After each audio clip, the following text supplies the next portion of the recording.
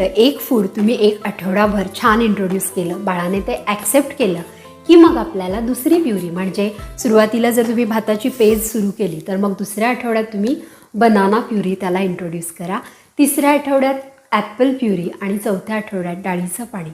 तुरीच्या डाळीचं पाणी किंवा मुगाच्या डाळीचं पाणी तुम्ही इंट्रोड्यूस करू शकता. अशा पद्धतीने करायचं आहे, हळूहळू करायचं आहे आणि त्याला समजून घेऊन एकदा पचतं आहे का दोनदा पचतं आहे का बाळ शी करतं आहे की उलटी करतं आहे, पातळ शी होते, या सगळ्या गोष्टी आईला लगेच कळतात. त्या समजून घेऊन त्याला जितक्या प्रमाणात हव्या आहेत हे सगळं अंडरस्टँड करून तुम्हाला या गोष्टी हळूहळू आणि सहजतेने इंट्रोड्यूस करायच्या आहेत. जसं मी तुम्हाला सांगितलं की काही बाळं अगदी चव घेतील आणि ते बाहेर काढतील, काढू द्या, त्यांना असं अजून भरवण्याचा प्रयत्न करू नका. पुन्हा 1 तासाने एखादा चमचा त्यांना पाजा, पुन्हा दुसऱ्या तासाने पाजा, अशा गोष्टी करून ट्रायल करा थोड्याशा आणि मग हळूहळू त्याला कळलं की हे माझं अन्न आहे की ते ॲक्सेप्टसुद्धा करायला लागेल.